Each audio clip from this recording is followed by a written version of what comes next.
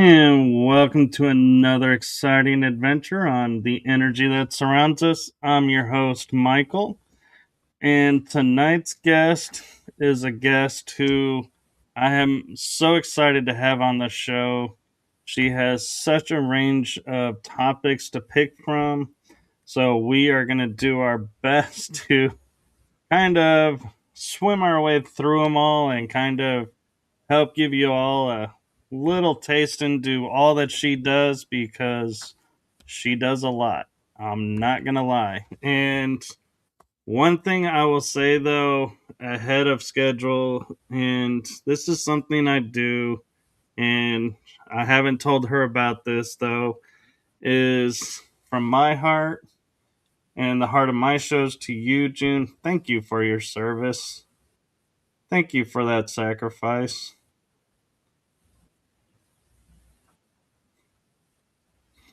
My dad was in the You're Navy, welcome. so I always love to say thank you and point out when I have a veteran on because that to me that is an important journey and needs recognition.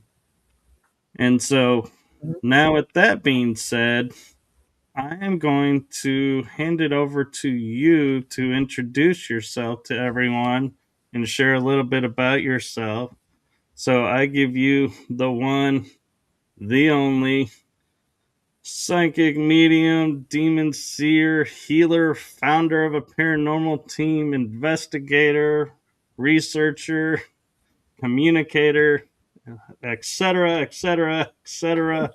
A woman of many hats, June Lundgren.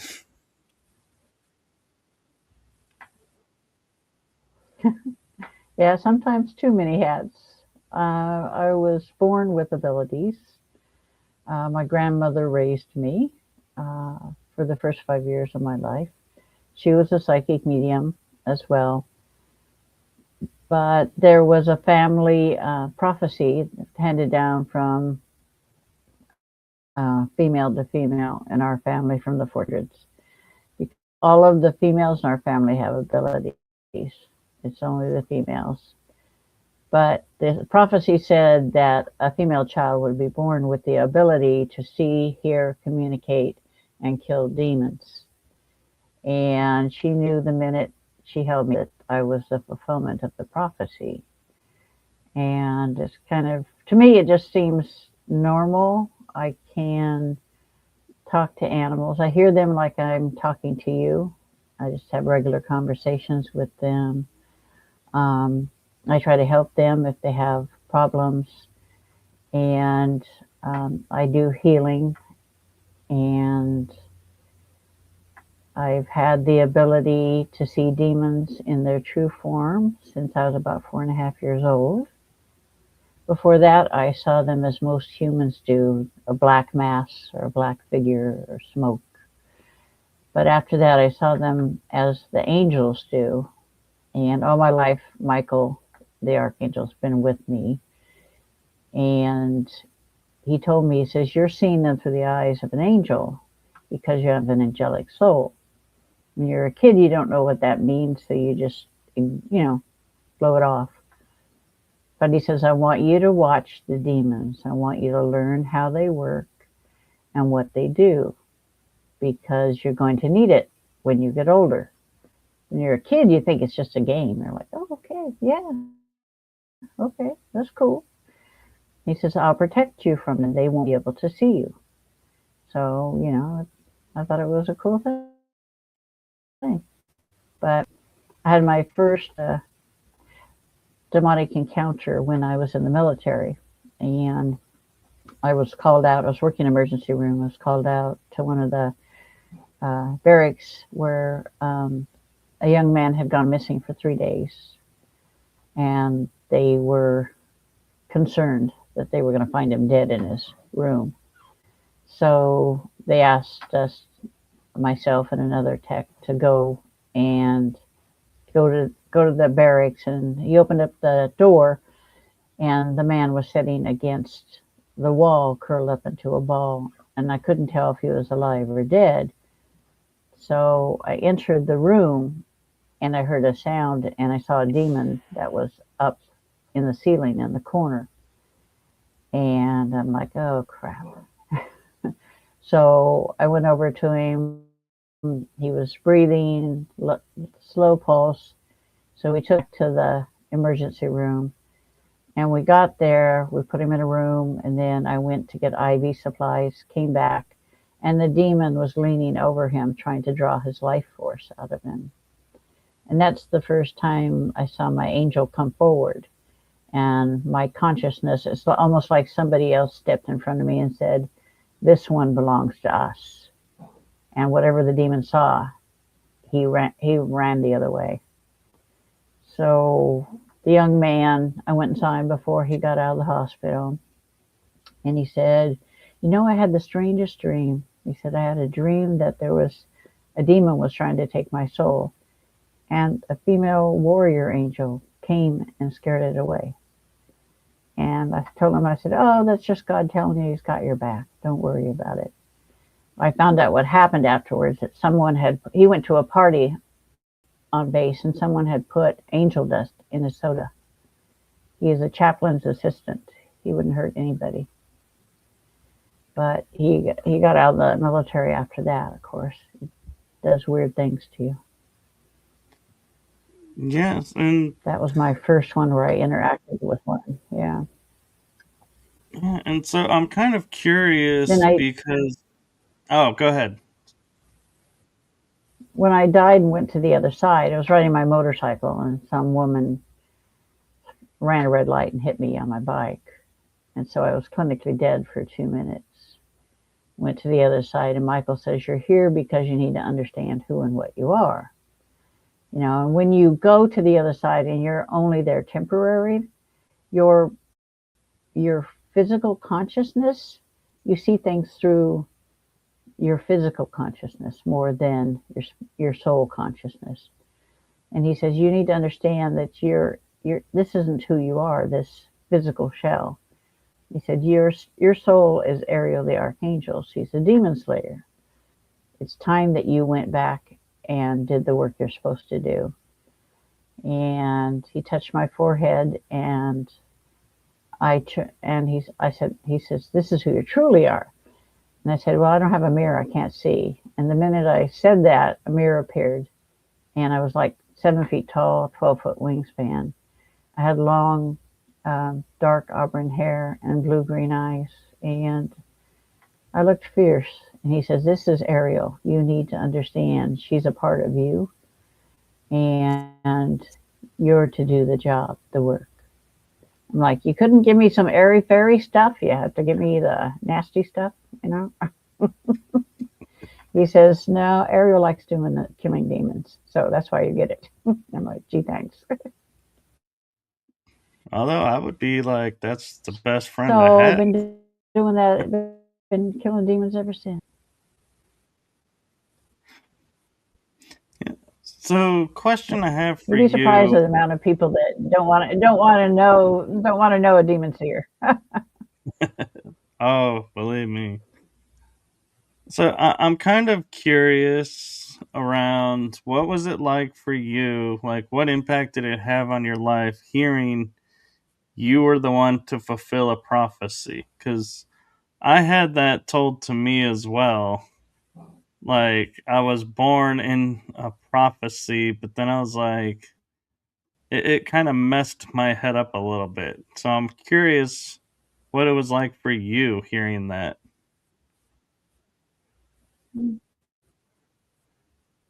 It didn't bother me. It's almost like everything falls into place. And it's, hearing the story from my grandmother when I was a child, and it being such a part of the family and my grandmother being a medium, it's as natural. It's like removing demons. That's as natural as breathing. I don't fear them. I don't worry about them. I don't, to me, I put my pants on like you do, one leg at a time. I don't really think of anything special. I just do the work. No, that's really cool that you can do that. And so as you're doing, as you're coming across, and walking through, regular day life, does Ariel ever come through and say, "Hey, I want to experience this, and so let's go do this," or does she kind of say, "Okay, we're in the Earth realm, you're in control. When this arrives, I'll take Well, control"? it's it's a 50-50 partnership. But the thing is, she didn't come into the physical world willingly. She was there was an incident that happened in 1198 AD where there was a woman who cried out, you know, I'm possessed by a demon. She asked God to send her somebody to help. And so Ariel was sent. And when she got there, she knew that the demon had been summoned by the woman. And she had no care for the woman at all. It's like, you summoned this demon. So she reached in and she ripped the demon out of the woman, and it killed the physical body of the woman. And God was upset with her. And he said, you have no compassion for mankind. You have no care. He said, you're going to go back and live physical world lives until you learn to have compassion. And this is life number 131. So, she's pretty stubborn. I was say that's not an easy task sometimes. Looking at the world around us, I'm like, Nah, yeah, it's gonna be a while.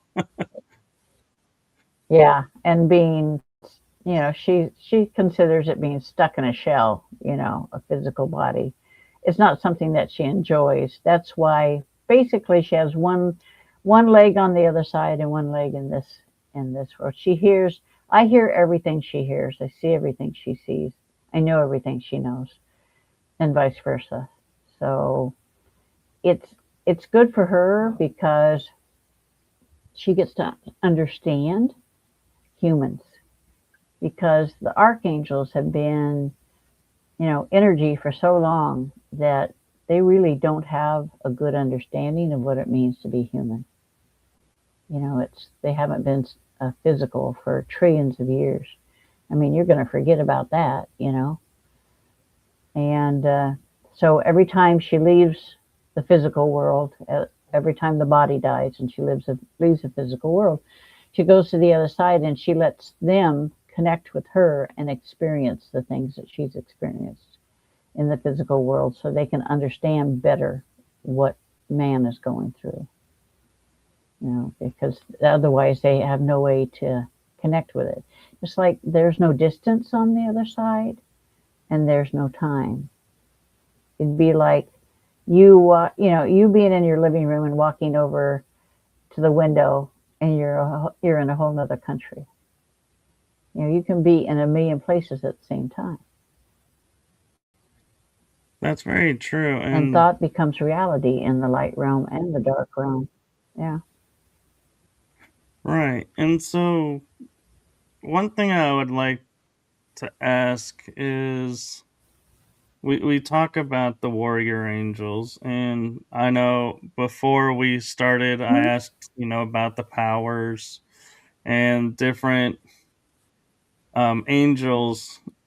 Would you mind going over and kind of sharing your knowledge of the different angels that are out there, and maybe educate some people on some of the angels that they may never have heard of because they're not talked about much?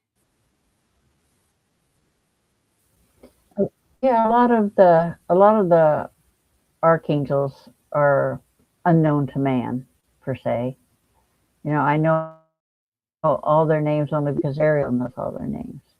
And there is a hierarchy in heaven. There is, you know, God and his son. Then there's the Legion of Light, which is comprised of Michael, Gabriel, Raphael, and Ariel. And they are in charge of the other archangels. And then after the archangels, there are warrior angels. And then the next ones down are common angels and then common souls. The warrior angels are a special breed. They have to have absolute dedication to the light.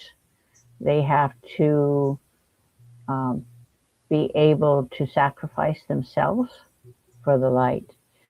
And each each warrior angel has to basically apply for the job, so to speak, and they have to prove themselves, because you can't just say, okay, I'm a warrior angel.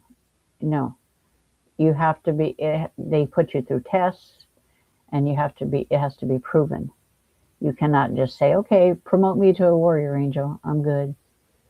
But because there are those that don't make it, and they have to continue to strive to be better. And the common angels are the younger ones. They'd be like, the elementary school group. Then the warrior angels are the ones that have graduated, and so on.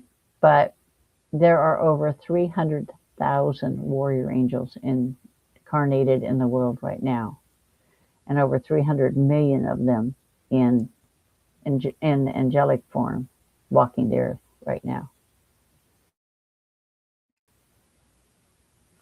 There are only 7 archangels incarnated right now. A lot of people think that archangels do not incarnate, but that's not true. They incarnate usually for a reason. Either God has given them a job to do, so they need to come down and do it, or they're they're striving to learn a lesson, like Ariel. She's trying to cultivate patience and have compassion for mankind. And I think that this is the last life she's going to live as a human. And I think she's finally learned to have compassion. Although she prefers animals over humans. But I think most do, so we can't fault her for that.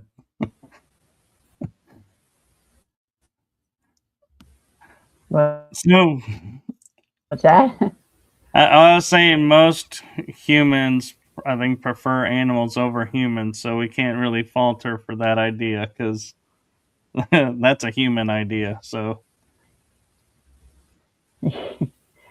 Yeah, well, if you stop and think about it, uh, the animals don't have the baggage we do and the hangups we do as humans, you know? Animals are like, whatever, move on. that's true. And with your knowledge and your familiarity with the angels and the warrior angels, I've come across, and a few people know of, but nobody really, kind of really explains what happened and what caused the. I'm trying to think of the right term because some call it the war in heaven. Others say it was like a civil war on the Oh, what angels. between heaven and hell? Well, it was like the angels turned That's on not each what other. happened. People And people don't understand. No. What happened was, billions of years ago, trillions of years ago, we had physical form. Okay. We evolved into pure energy over time. And once everyone evolved into pure energy, we traveled as one group. We traveled galaxies, universes, saw everything we could see, saw stars being born, black holes dying, things like races, creatures being created, races, being created. And we did that for a long time, trillions of years.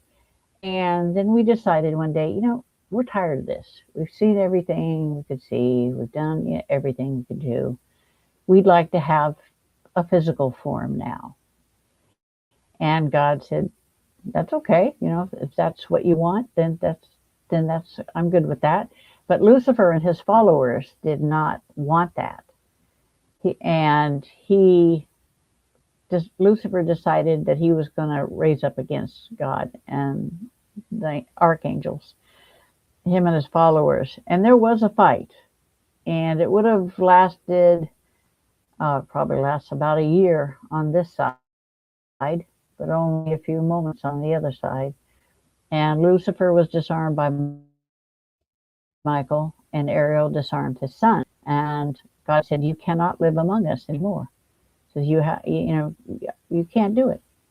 So he opened a rift into a dark realm. And he said, here you go. This is where you're going to exist from now on. Here's your kingdom. And then he sealed the rift. And at first they were good with it because they didn't want to be in a physical shell. They didn't want to be subject to disease, aging, growing old, pain, anything like that. They didn't want to have that.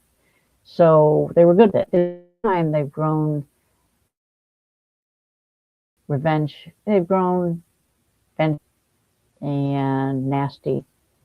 And they want vengeance on the white light entities, the angels that put them in there. So that's why they will attack humans, because every physical body has a white light soul in it. So they just want to make you as miserable as possible. And they're pretty good at that job. Yes, they are. And we have a question for you in the chat room. John Mm-hmm. Dorch 8336 is saying, oops, click the wrong button. There we go. What are the names of the seven archangels, and are four of them the Legion of Light? Yes. Ariel, Michael, Gabriel, Raphael form the Legion of Light.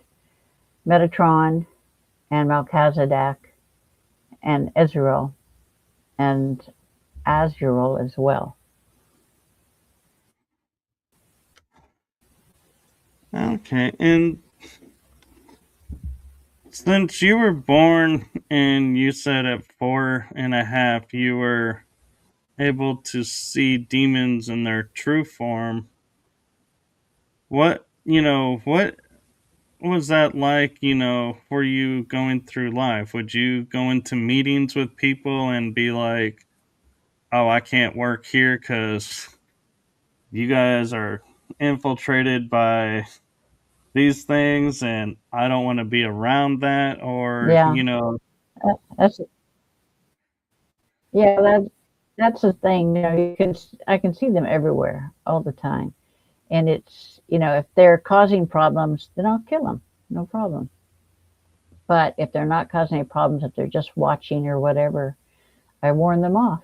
I tell them, don't be pissing me off, and don't be doing something you shouldn't be doing. But when I turned 4.5 is when I saw them in their true form, and people can make up all kinds of things where they think they're half goat, half man, all kinds of weird, creepy thingies.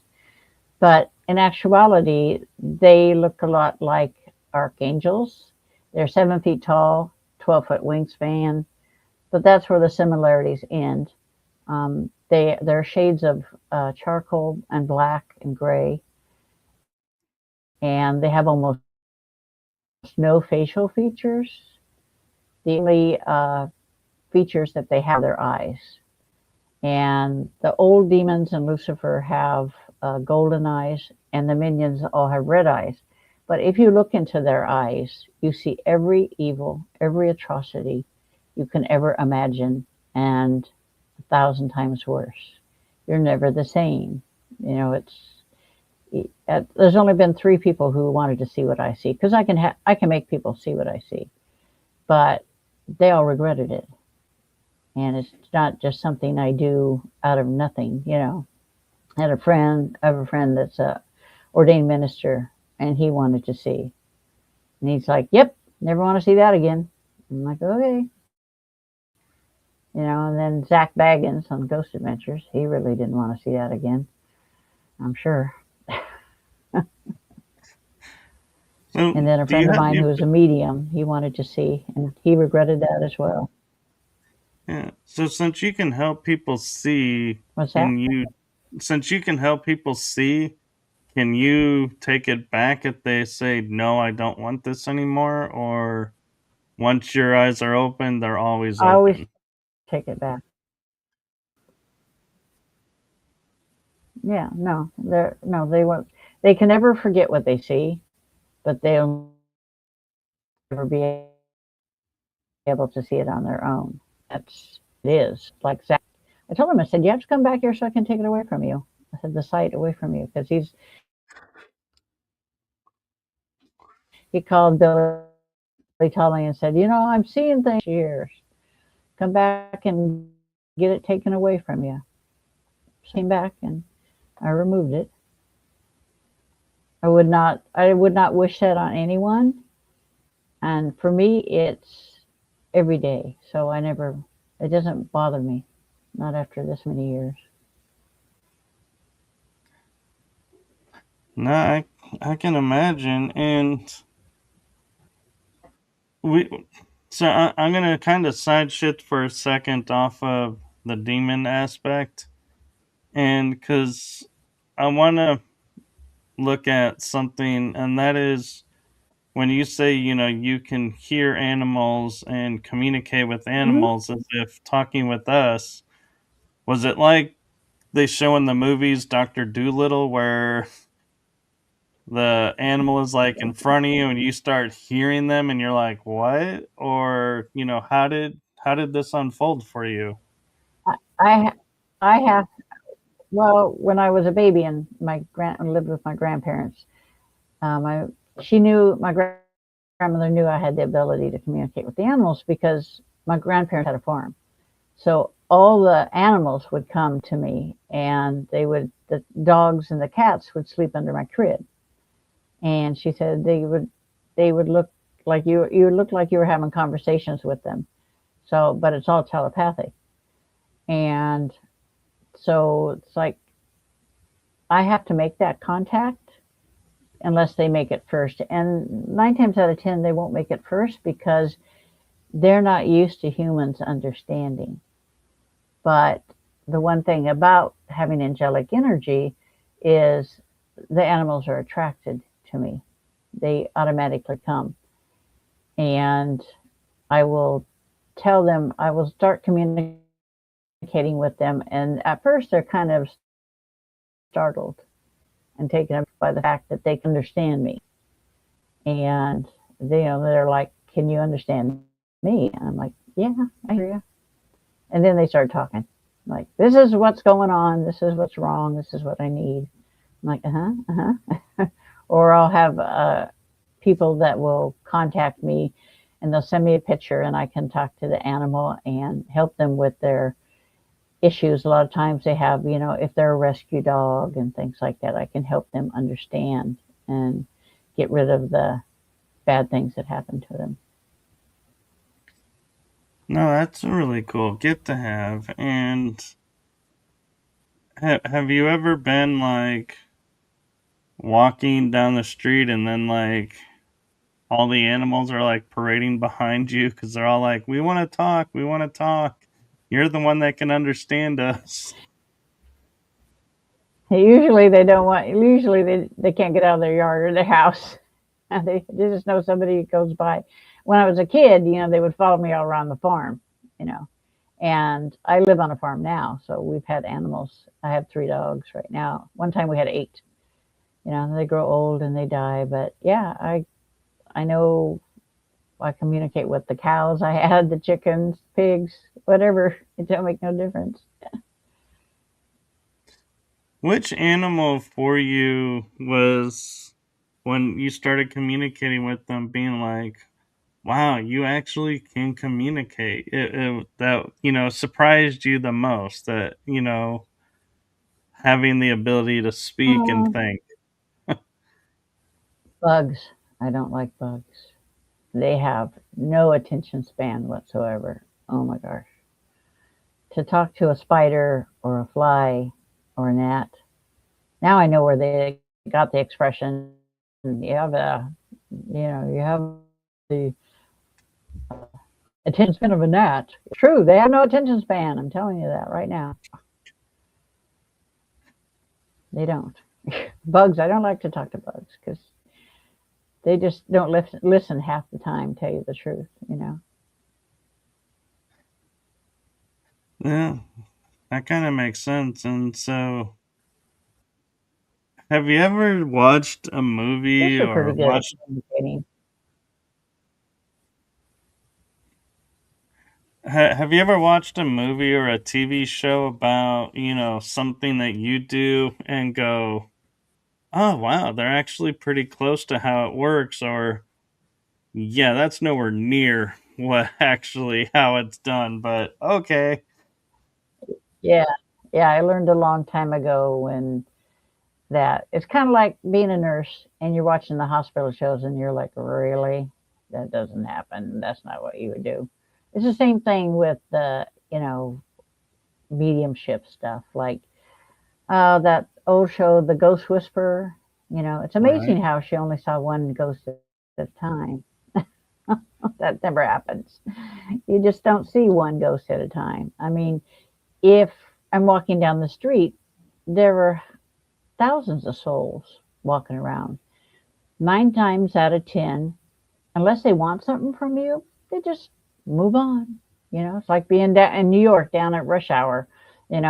Everybody's just going in one direction, or everybody's paying attention to their own thing, and they don't want to talk to anybody. But if they want to talk to you, they'll stop and communicate with you.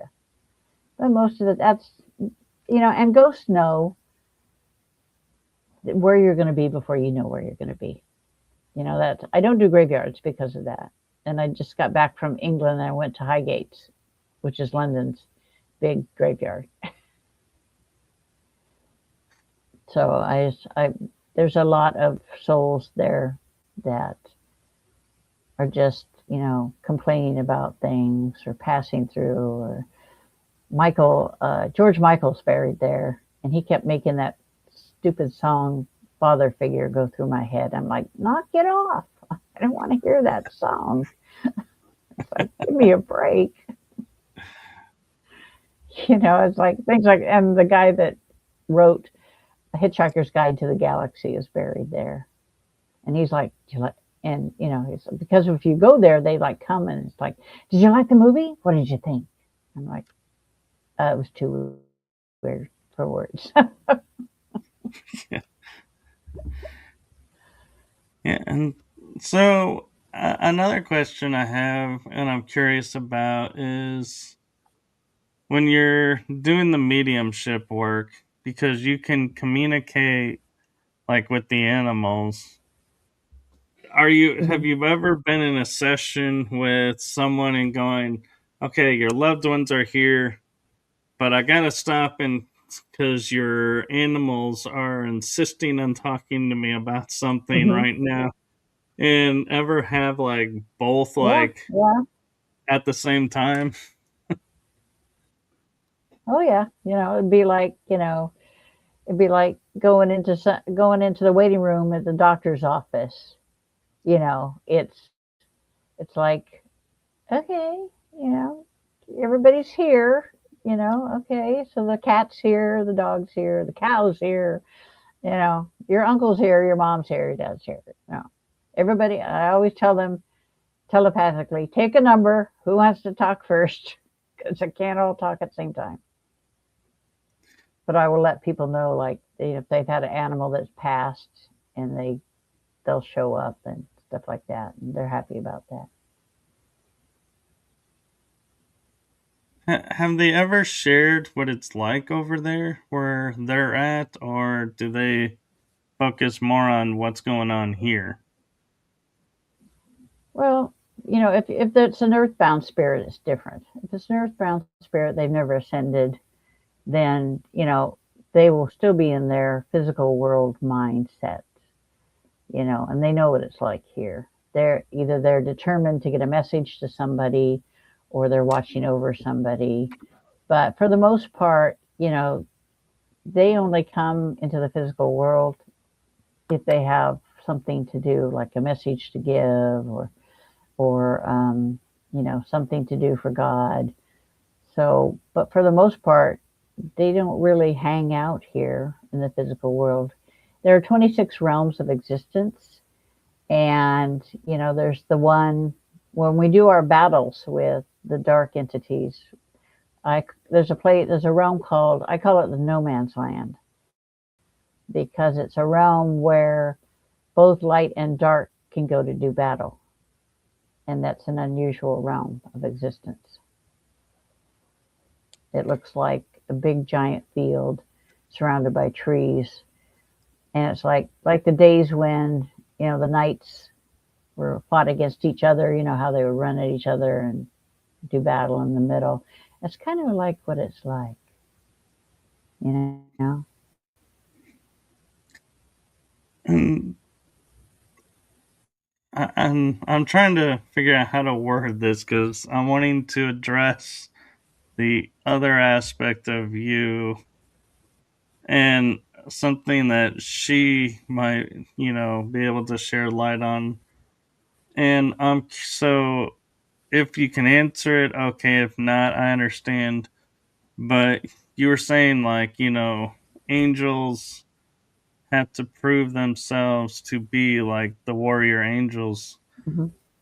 What is that Right. process like? What, do they, have to go through trials and tribulations, or, you know, Yeah, how do they? they have to earn, basically they have to earn their stripes. You know, if Ariel says to an angel, a common angel, that's striving to be a warrior angel, you have to go into the physical world and live a life before you can be, you know, can be even, offer the position of a warrior angel. And no angel in their right mind wants to go and be in the physical world. They don't really want to be here. But part of that is proving the fact that you will go into the physical world and live a physical life to serve the light, even if it means laying down your life for it. There's that type of thing goes on all the time. That would prove, that you would give your life for the light, and that would prove that you are dedicated to doing the work of the light, no matter how much you hate to be physical world person. And I'm kind of curious too if some of the common angels, when they came to live, here on the earth and do their trial, were like, hey, I actually, this isn't so bad. I want to stick around as a human. No, I haven't come across any that did. And I've been in touch with over 4,000 warrior angels. They find me, they come to me, and to so I can tell them their name. And each warrior angel has its own name, which brings power with it. And they have their own abilities. Some are specialists in uh, strategy, healing, communication. Uh, they do. Each one has at least one specialty. And usually, when they are born into the physical world, those specialties will come out in a physical form. So if you're a healer on the other side, say if you're a healer warrior angel, and then you're born into the physical world and you become a nurse or a doctor or a psychiatrist, some listener of some kind. There's all different kinds of healings. Then that will show up, because that's what you'll be. And so I want to take a sidestep for another second because you are the founder of Ghost and Girls Paranormal. So I'm kind of Hmm. curious, how did that group come about and what made you decide to form a group, and what all your do you have a specialty that you do in the paranormal, or are you a team that just goes out Yeah. just to go out? No, it's Ghosts and Girls Paranormal. I formed it. There was just the two of us. Um, Me and my friend Wendy. Uh, I do all the heavy lifting. I do all the demon stuff. But Ghosts and Girls Paranormal specializes in negative entities, identification and removals. So I do the removal part of it and the identification part of it. And I would say she's a diplomat. she talks to the clients and stuff, because my thing is when I get to a location and there is a negative entity there, everything else fades away but the need to kill the demon. So, she'll talk to them and explain what I'm doing and how I work, because I have that like one track mind. I'm there for the demons, and that's all it's about. So once I remove them, people say that they feel everything feels much lighter. They don't have any problems with them anymore. And, it because the demons will take over your life and destroy you slowly but surely. And that's So the main with reason I founded the group, was to help people. no, that's very admirable, and thank you for that. And what what do you have to say to people in the paranormal community who go and claim to be like the people who, like, some call themselves demonologists, some are like, oh, Mm. I've taken on like 5 or 6 demons already, and if you have any, let me know. I can totally, you know do you see them and be like, no, you're not? Or Most, yeah. Oh, yeah. I call a spade, because, it's like I had one guy come to me and says, I do what you do. And I said, no, you don't. I said, if you did what I did, you wouldn't have an attachment. He had a negative entity attachment he wanted me to get rid of. I'm like, really? Give me a break. I had a group that contacted me because this guy said he could remove the demon from this older couple's house, and he charged them $1,800 to do it. And he came out with a little vial of water and said, "Here, I've got the demon here in this bottle." I'm like, ah, talk about scam artists, man. Because yeah. anybody that when I remove demons, there's no water left behind. There's nothing left behind. And I do not charge for that, because that's God's work. You do not charge for God's work. I really hate people that try to scam people and try to say that they are what they are not. And and with you being in the paranormal field as long as you have, and I'm not meaning this like an ageism question, so don't. I hope you don't take it that way. But I'm more looking at how many cases have you been on where the people are like, "Oh, there's a demon in my house," and you get there and you're like, "No, it was just an angry spirit. It's misidentified." Do you find that more often, or do you find because people believe it, so they manifest them and they are there? Oh, people, yeah, people will think, oh, automatically people go to the mindset of, if something negative happens, it's a demon. Everything's a demon. It's like, no, you just pissed off Uncle George over there, and he's throwing things around. It's like, if there's nothing there, that's negative, I'm going to tell, there's nothing here that's negative. Here's this person, or they're like, okay, I went in on a case with the children's theater, and they called me in because this demon, quote unquote, was scaring the kids. It was like an 8 foot tall shadow person, and it was scaring the kids, and everybody was seeing it. And I went there, and I'm like, really? I'm like, it was a short, fat, balding guy who never got any respect in life. So he was damn sure going to get respect in death. So he made everybody see him as an 8 foot tall shadow person. I mean, spirits, demons, angels, they can make you perceive them as they wish to be perceived. big bad, But see, they can't do that with me because I can see through it all. So they think they can until they meet me, and then they're like, yeah, okay. I said, don't do it again. I'm sending you back to the light. Goodbye.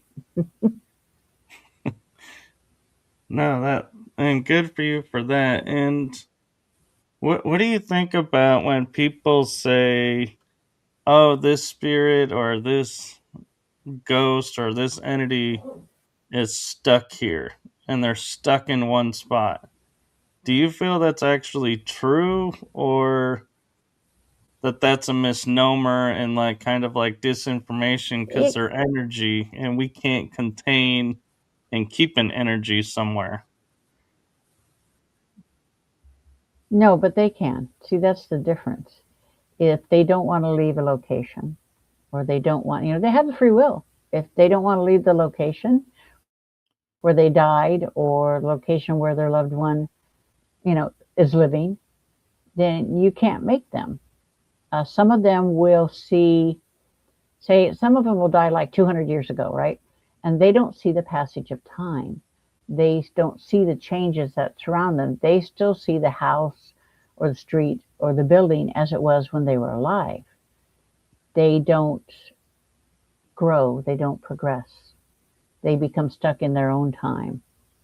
In that manner, it does happen quite a bit.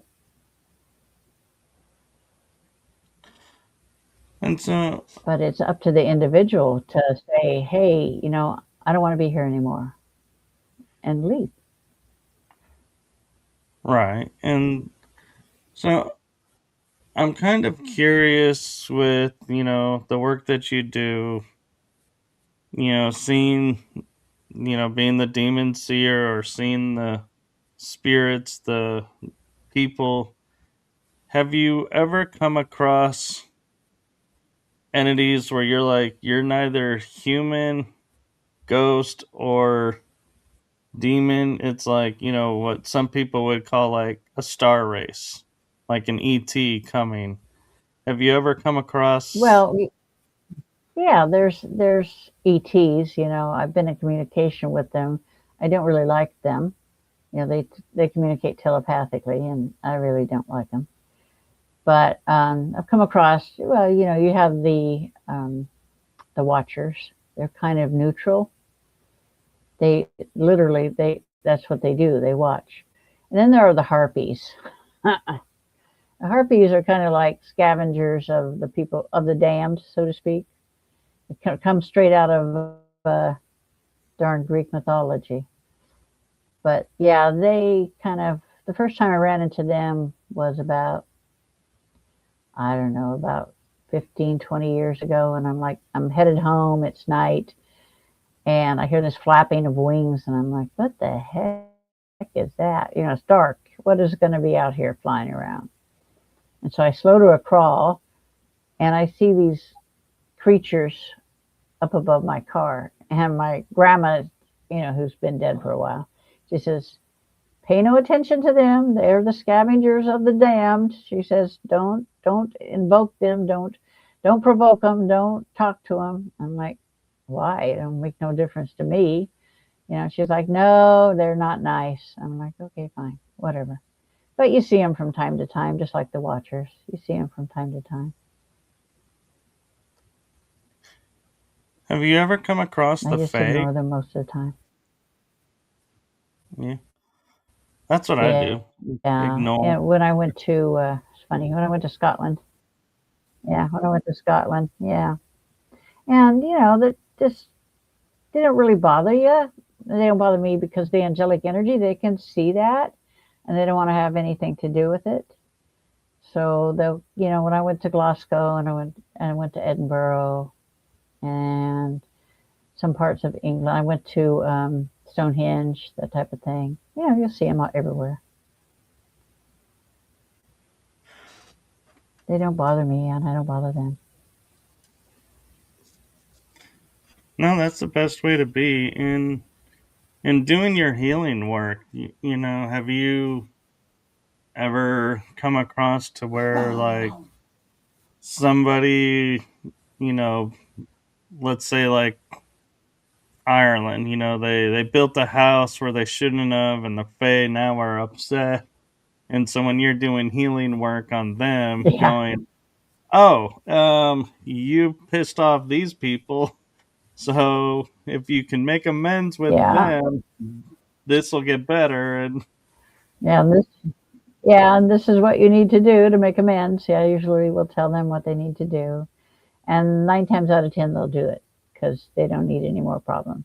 You know, kind of like the Native American stuff here. You plant a tree, make them feel better. You're building something on their land, and it's their land. Don't be pissing them off. yeah, and I'm kind of curious your opinion of like the UK versus the US in the fact of, and when I say UK, I know this isn't politically correct, but I'm referring to Britain, the British Isles, and Ireland as one entity, not the individual And countries. Scotland, Just, yeah, although they yeah, don't consider themselves that. Yeah, yeah. I'm just yep. saying this is for the, I'm only doing this for the point of this conversation piece, not for anything else. But I've noticed over in the UK, the Fae are more entwined with life, and even though they don't believe, they still have respect for them, and they still will follow the traditions Hmm. of what's Right. going on and interacting with them. But here in the US, we don't seem to care. And so why, I'm curious in your opinion, why is one area more connected to, and another area seems like you can't get an extension cord long enough to connect these two? Well, because if you stop and think about it, the UK has been around for a long, long time. They have a lot more history. They have a lot more tradition, rather than the US, which is a younger nation. You do have connection if you're Native American. They were here long before the white man came. So, it's all about the traditions and belief and the age factor. They've been around forever and ever. The U.S. is a new country, and we blow everything off, and we shouldn't because there's a lot of things that everything's new. Yeah, instead of rebuilding something, you buy something new. You don't fix it. You buy something new. You throw it away. And that's what we do in the U.S. Whereas in England, we'll fix it. We'll keep it. We'll observe the traditions. Um, my friend that I was visiting, her husband died at 59 years of age suddenly, and he was from Ireland, and she was born in Essex. And so he was a lot more steeped in tradition than she is, but she still has that built in tradition from her grandmother and her mother's mother and, way back because they've been there forever. So that sort of thing just doesn't go away. Not even your younger generations, respect that because they know. I mean, they grew up with that stuff. Just like my grandmother was from Ireland originally, and I grew up with that stuff. It's something you respect. It's not something to be, laughed at or to be, forgotten. No, that's a really great way to put it. And I'm kind of curious from a personal viewpoint of being a Reiki healer versus, the kind of the work that you do. Because you talk about, you're not surprised by much things that you run into.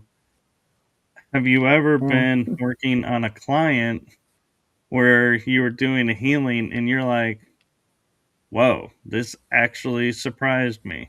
I wasn't anticipating this arriving or seeing this. Or something being attached to them. Yeah. Yeah. No, not really surprised. I mean, when you're doing healing, it opens a door. So a lot of things take advantage of that and come. Like if I'm working on you, your family that's crossed will probably take advantage of that and come and talk to me and get, if they have a message for you and you give them the message, and or if they have something that's attached to them that shouldn't be attached to them, I'll just remove it, and after the session, I'll just let them know about it. So, I usually know, sometimes people will get a earthbound spirit that's attached to them because they look like somebody that this earthbound spirit knew in life, or they're looking for someone, or they'll if I'm hanging around, they'll come and they'll ask me, "Can you help?" That type of thing. So, Yeah. You made a point earlier, and I kind of want to piggyback on it for a second, where you were saying a spirit could be 200 years old, but it sees like the house or the building as it was 200 years ago. So when we right. see spirits, that seem to be walking through walls or hovering in the air because they're going Hmm. upstairs, so to speak, could that be that's because Right, that spirit is right. operating in a Or they're going through physical a door form? that no longer exists. Yeah. Right. So is it, Hmm. you think it's Yeah, more they're of still they're stuck in walking their era. Yeah, it's just normal.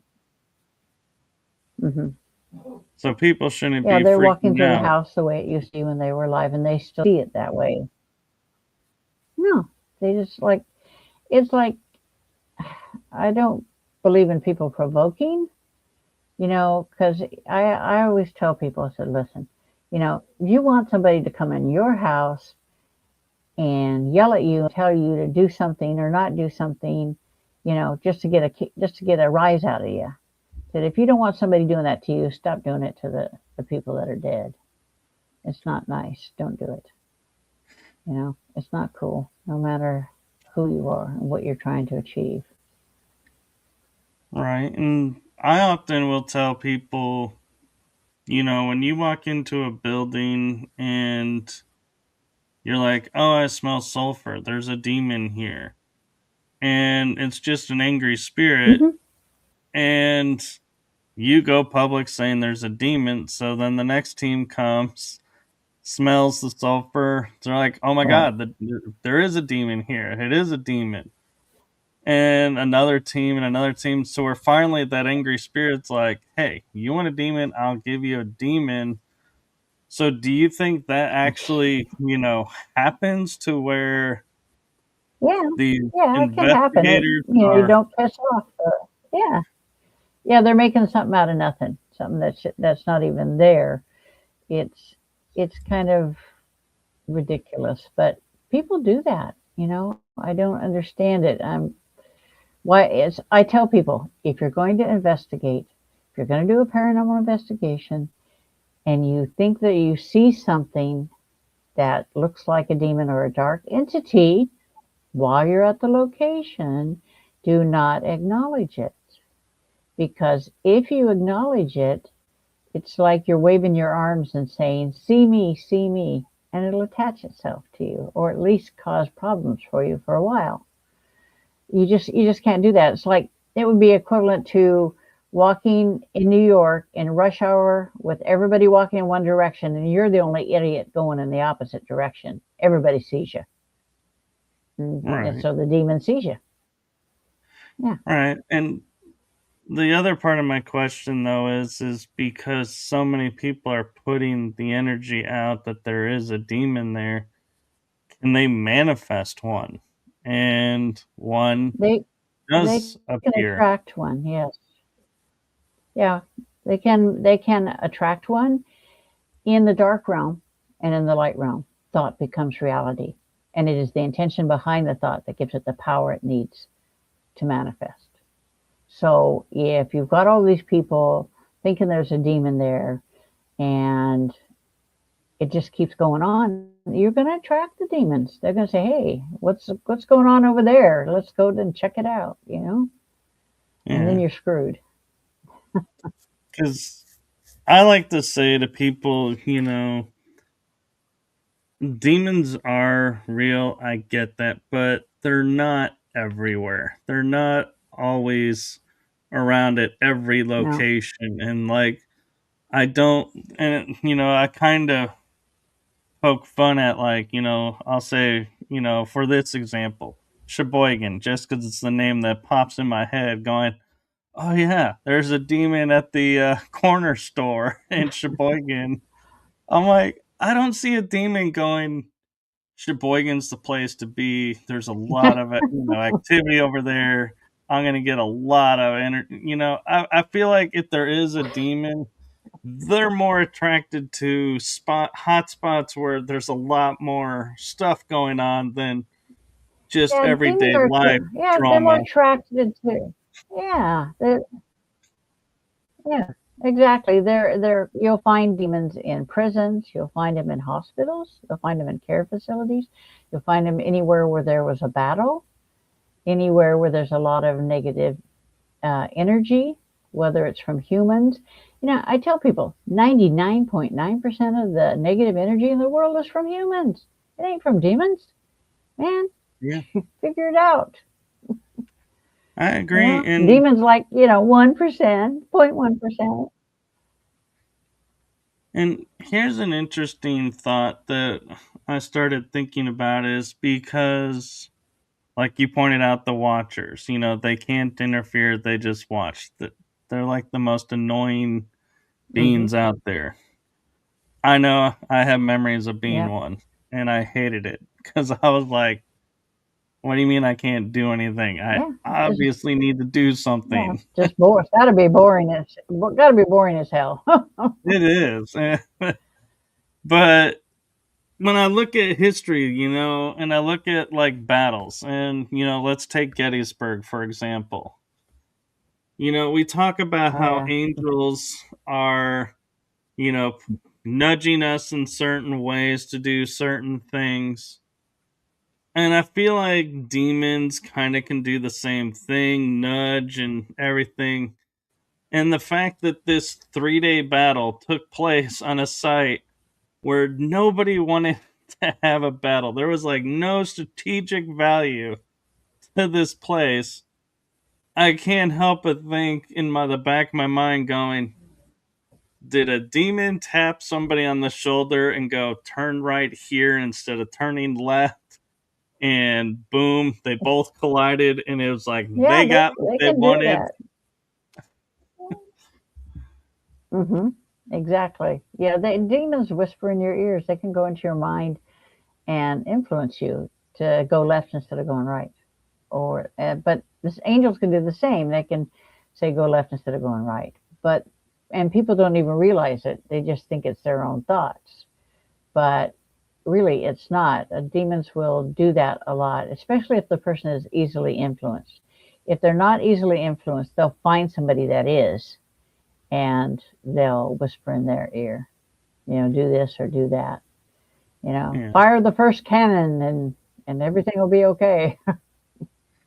And the other reason why I asked that and used Gettysburg as the example is everyone that all the books that I've read, and I haven't read them all, I guarantee you that, but the ones that I have and the shows that I've watched about Gettysburg, the one common thread is the general, being Lee, was making decisions he Hmm. normally doesn't make, and it was blunder on top of blunder on top of blunder, and it basically brought about the end of the CSA. So on one hand, you could say, well, he was being influenced by the demons because he's acting out of character, but could someone also make the argument Hmm. angels were interfering because to keep the Union together, to keep America together. They needed Because this to end. they wanted to, yeah. So, how would you Oh yeah, determine there which were side is influences on both influencing? sides there. which yeah, there were influences. There were both sides influencing in that battle. My my great great great uncle was Ulysses S. Grant, and he was a great strategist. He was also a warrior angel. And So they Grant is were one the of warrior those, angel in him was influencing. yeah.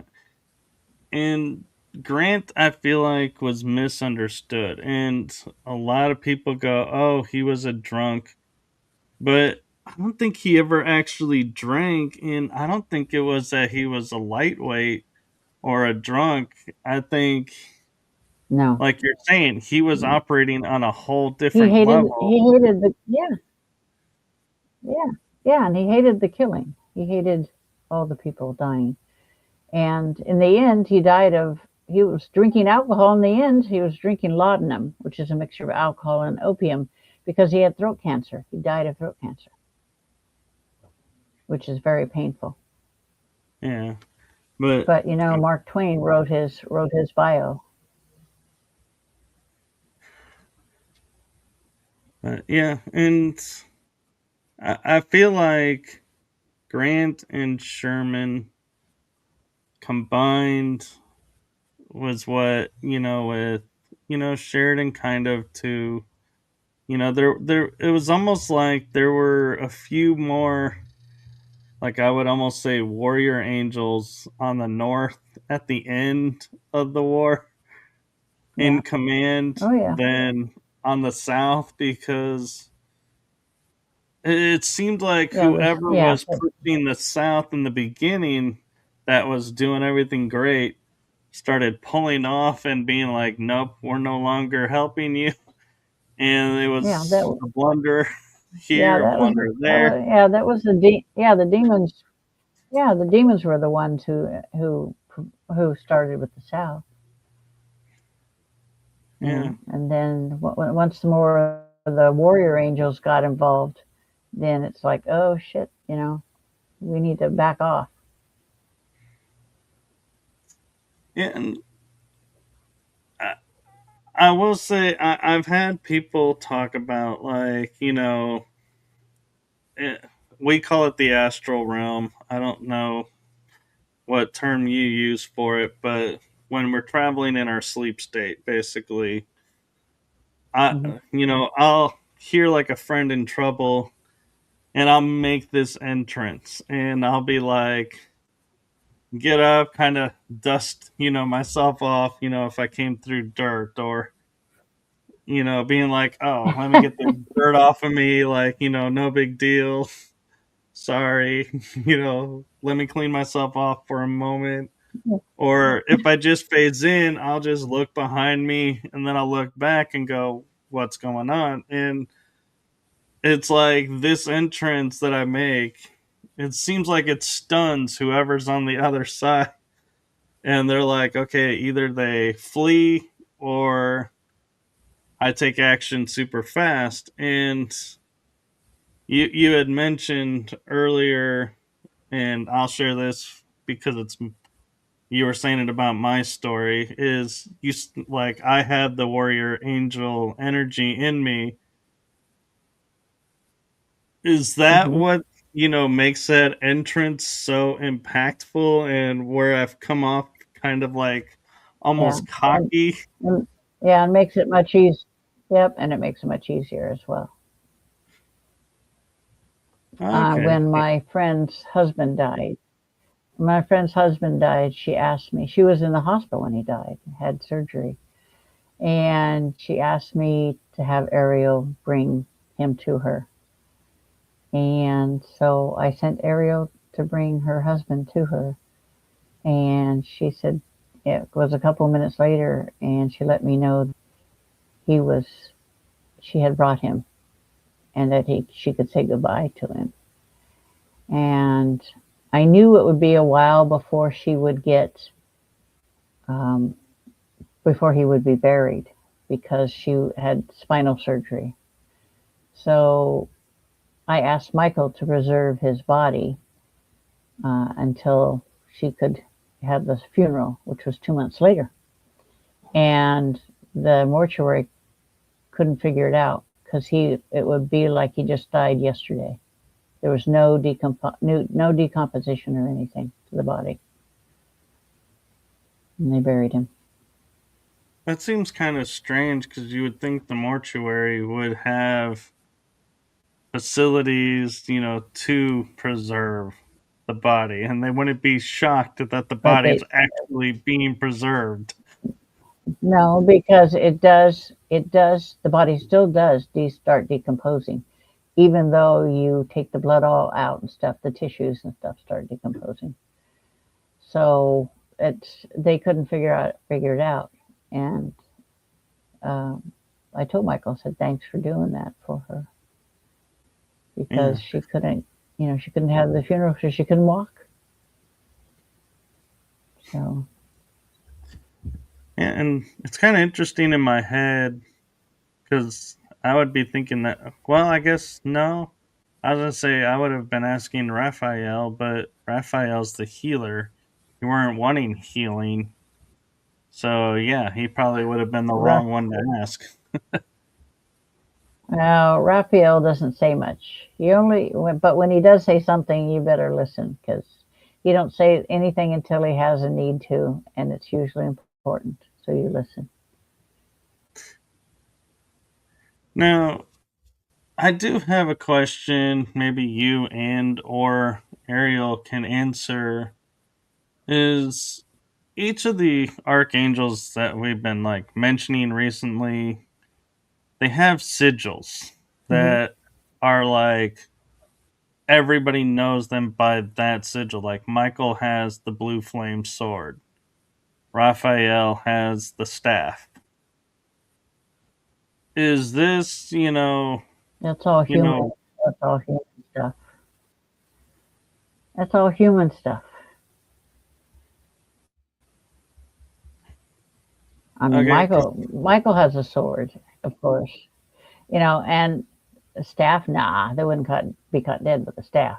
They all have swords because it's all about the demonics and killing the demons. They don't yeah, really humans. It's like humans make things that I'm like, where are you coming off from that stuff? It's like I don't understand where you're getting that stuff from because none of them would have anything like that, and Ariel certainly wouldn't. She has two swords that she carries on her back in a holder, and the boys. That's why I call them the boys: Raphael, Gabriel, and Ariel. I mean, and Michael. They all have their own swords and cases. So but the swords are created out of white light energy, and yeah. they burn hot. And if I was to say, an archangel's weapon versus like a lightsaber, I'd be like that lightsaber ain't gonna help them at all. It's like, yeah, the No, lightsaber, it would never survive. yeah. It'd be It's like cutting through no, the Michael's sword would be cutting through that like butter. yeah, he'd be like, what is that? That's not even a sword. It would. I could Nope. totally see him being like the Crocodile Dundee in the movie where he goes, "That's Yeah, not a knife. that's not a This knife. is This a is knife." exactly. Yeah. Well, at least the boys all have a good sense of humor. That's one thing about them. They'll have to have one, considering what you do. That's why my logo for Ghosts and Girls Paranormal is two girls that are investigating and they're peeking around a corner, with a recorder, and behind them is a ghost looking scared. It's like, you know what? It's a dark thing. You got to have a sense of humor about it. Come Oh yeah. on, life's So too short. yeah. So if since your team is Ghost and Girls, I can't help but like think if a guy, was like, "Hey, I really like what you guys are doing, and I think that I could be a valued asset and want to join." would you consider it, or would you be like, "Hey, you're not a girl, so sorry, you're just out"? No, no, right. You're just out. Yeah. You'd be surprised about how many people don't want to do what I do. Nobody wants to deal with demons. So it's like, but for me, it's just, like I said, it's second nature. So I don't pay no attention. So, Yeah, I don't go looking for them, but I have a feeling, and it's just a feeling I have inside of me that if I came across one, I'd be standing my ground and being like, "Yeah, this isn't going to end the way you think it is."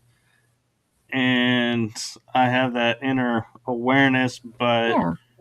But thankfully I they, but haven't be, had to yeah, activate it. but because your warrior angel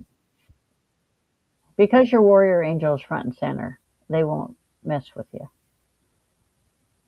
Because Michael trains your warrior angel. Each member of the Legion of Light trains the warrior angels, takes them on and trains them individually, one on one. But can a warrior angel ever rise up to archangel, or the archangels are forever the archangels, They and are, what's that? yeah, yeah. Yeah, warrior angels, that's as high as they can go. But that's a privilege for them as well. And they're happy to be the warrior angels. They're like, the in the battle, you have the ones that are out front, which are the archangels, and then you have the meat of it, the warrior angels in the battle. Yeah. And I can't help but thinking, because our entire history has been borrowed from one thing to another throughout time. When I think of like the battle of, like when you watch the movie Immortals, at the end scene is you see the Oh yeah. gods are up there battling the titans, and for Hmm. control, and I can't help but think, is that really another viewpoint of the war in heaven that we were talking about earlier? It's like, is it just the same story retold, but this time they're calling them Yeah, the gods and it's titans? probably, yeah, right. It's probably just something somebody thought of, and this would happen, or I'm sure this is what happened, or I'm sure that's what happened. Whoever wrote it, there's a lot of battles with the Greek stuff forever and ever. I studied Greek mythology forever, but it's all about human nature too. You stop and think about it, because we Right. attribute to the light and the angels and the demons, we attribute human nature characteristics. The need for revenge and the need to fight for, or to defend. So we're thinking like humans. Like Ariel likes to tell me stop thinking like a human, but I can't help it. I am. Yeah. So, one other question I have, and that is, what do I've often thought of, if I was to walk into like a church and be like, let my warrior angel out, I'd be like, man, would that just level the ground and be like, not such a great idea? But in order, to kind of like dispel all the disinformation and bring out the The truth, war, and everything. And I wonder, yeah, Ariel, going through what she's going the through, rules has are they're does she have lived like, by rules and regs, just like, yeah,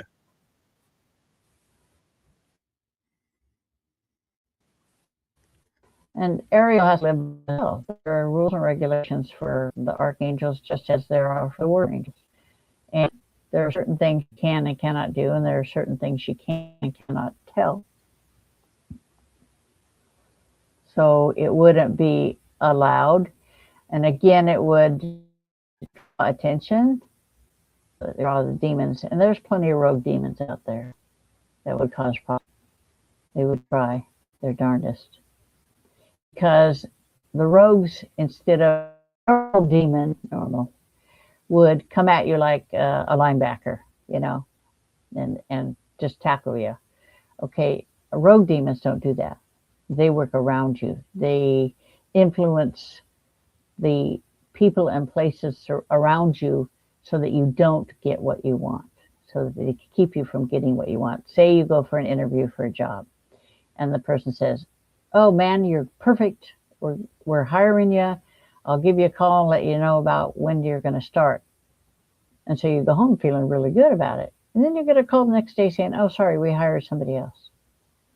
That's the rogues preventing you from getting what you wanted, that job, Right. or that car, or that house. That's how they work, because they learned that from the ancient demons. And nobody likes the ancient demons. No. And yeah, and I hear about people saying they want to bring back this or that, and I'm like, no, you don't. you have no idea what you're gonna unleash. Yeah, it's like people that, summon demons, or they'll hire somebody to summon a demon to stick on somebody, which really pisses me off. And so what I do when they come to my attention is I take the demon that they had stuck on some innocent person, and I stick it on them, the person that summoned it. And for some reason, they don't like that. You know, Payback. yeah, and part of me thinks about activating that lovely universal law that people often confuse as karma, and that is when you unleash something, let's say it's at, twofold. You put extra oomph to it. Well, in reality, it's going to turn around and bite you at like 14 Mm-hmm. instead of Mm-hmm. because you put that extra in there. And I'm like, yeah, Yeah, that's what I like to think in and my head and is, that's yeah. It's kind of like the people that summon demons to do their bidding, only they don't realize that the demon's going to turn on them. It plays with them for a little while and then turns on them. So yeah, well, that, and people are stupid when it yeah, comes to and summoning demons. there are times that I wonder too if like a demon was, present at a location, and let's say hypothetically you show up when Ariel's like, "Hey, what are you doing here?" Is there going to be that "what are you doing here?" and that, "Oh, someone summoned me No, to do something here," or is it, do they just like, nope, you don't even get a chance to explain, they're just they removed? no, they don't get a chance to explain. And when she encounters the demon, she knows exactly why it's there, how it got there, and what it's been doing. It's just instinctive that all that information just comes. And so I get information as well. And now, as people say, don't you talk, what do demons have to say? You talk to them? I said, they've got nothing to say that I want to listen to. So I don't talk to them, except Lucifer once in a while, because he wants something. And I find it interesting, talking about Lucifer. When people look at like what the names of the angels and archangels mean, Lucifer to me is the one that's most confusing actually, because if I'm not mistaken, isn't it like son of light or something, which seems quite opposite of Uh, what he's doing? yeah, right. Yeah, I think it means bringer of light or something like that. I can't remember. I just went brain Yeah, dead for a I moment. think it is bringer But of it's like light. Ariel's name. Ariel means, yeah, Ariel means Lion of God.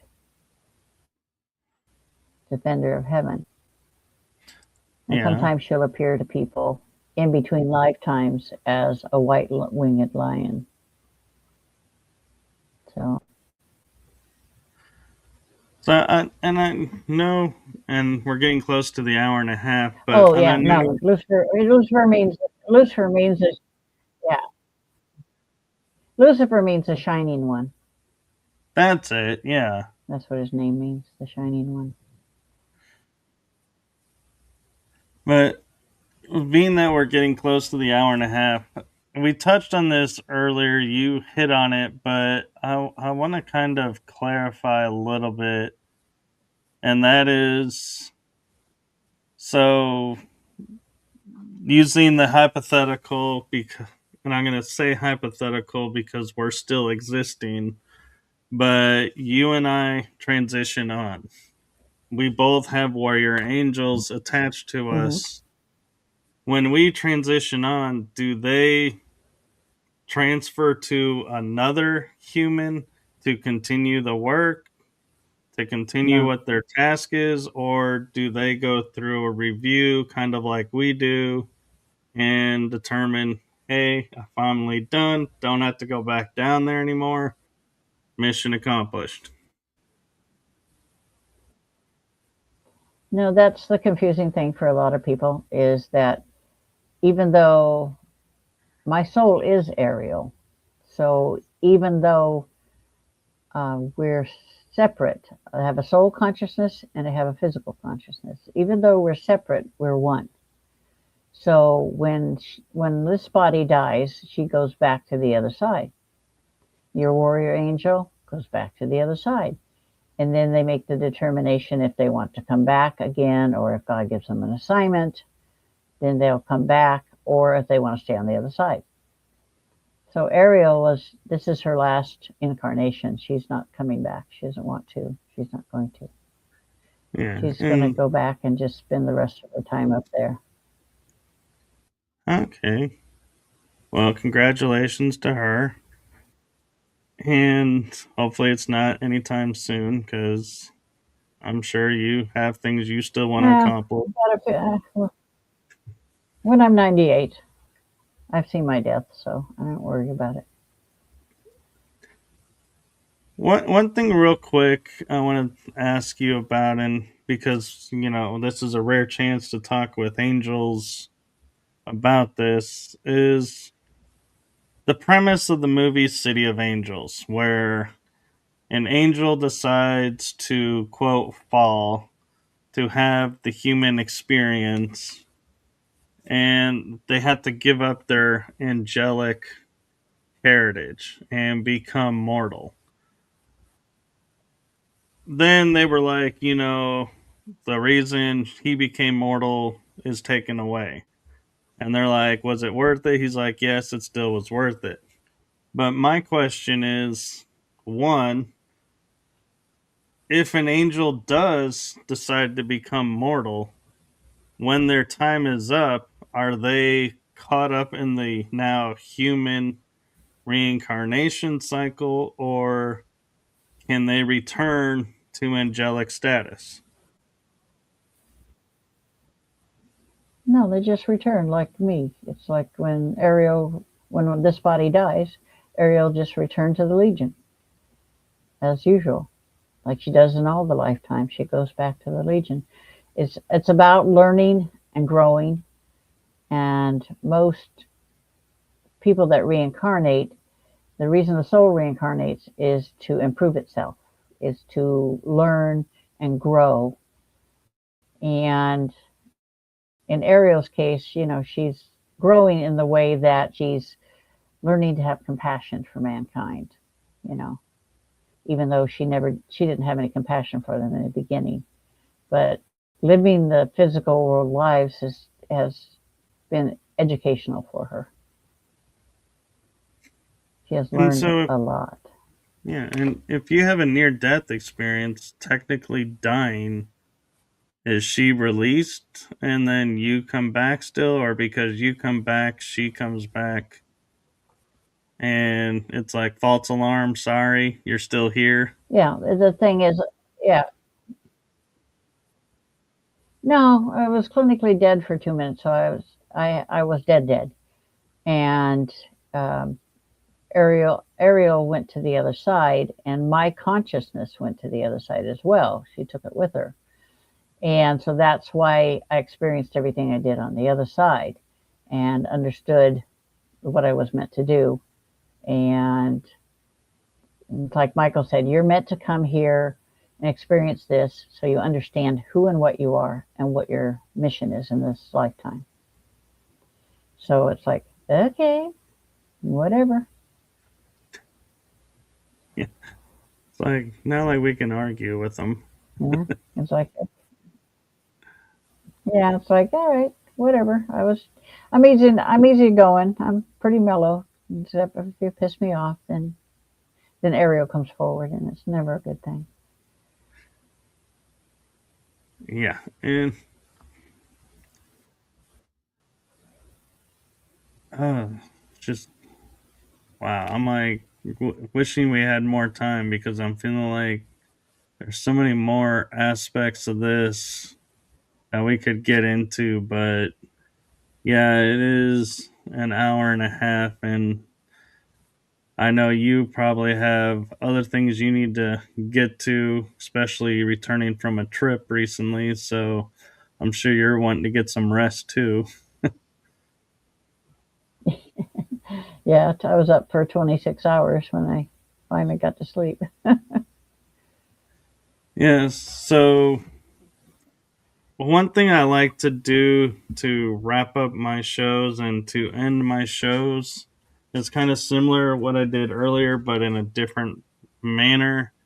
And that is from my heart and the heart of my shows to you. Thank you for what you're doing for humanity. Thank you for being your authentic, true self and standing up and following your path and not choosing, like some people do, to use free will and say, nope, not this time, taking a vacation, so to speak, and that you instead said, nope, I'm going to do it. And so let's go. So thank you for that.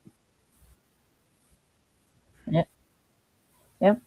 Yeah, believe me, they'll give you a swift kick in the butt if you don't do it. Yes, and before I play the outro and sign out for the night, you have some books. Would you like an opportunity to promote your books for a little bit? Yeah, I do have, like I released last year, the Angel Primer. Basically, it's a how-to book for incarnated angels, and it teaches you how to create weapons of light, how to merge with your soul consciousness. And then I just released my bio called Return of the Demon Slayer. It was released in June. And I have a book called The Dark Side of the Paranormal. Basically, it gives away all the ugly secrets of the dark ones. And I have some fantasy books called Demon Seekers, The Journey Begins, and Demon Seekers Into Darkness. It's a 7-series book. I've got 2 out. And I have some other books, A Medium's Guide to the Paranormal. There's 12 of them. If you just go on Amazon, you can find them. Thank you. They're all in audio and ebook and print. Yeah. Wow. And you got 2 of 7, so you're going to be around for a while if you got 5 more books to write. Yep. Yep. 5 more to write. Got another 30 years to go down here in the physical world. Well, and something tells me you're not going to waste them. So thank you again for coming on and sharing your adventures and experiences with us. And everyone, please do follow along with her. And where can people find you on social media if they want to learn more or maybe get a healing from you? Yeah. Yeah, they can go to my website, mysticconnections.org, and if they want to contact me, if they're having a problem with removal, they want a removal or a demonic problem, or they want an intuitive reading, they can contact me through my website, or I'm on Facebook under June Lundgren. Very cool. And so, do you have anything coming up that you'd want to promote? Uh, they're having the Oregon Ghost Conference again coming up in March 19th to the 21st at Seaside, Oregon. And I'll be teaching a class and having a table there. So it'll be all weekend long, March 19th, 20th, and 21st. Come down and see me. Yes, and I do apologize to everyone in the chat room. Uh, as we were talking, I did not see questions that were coming in, and so I do apologize. There were a couple that came in. Do you have time, June, to answer maybe one or two real quick, or? Yeah, we can answer them real quick. Yeah. Okay, one question is John Dort is asking, are angels of the light or dark male or female? Why are mostly male?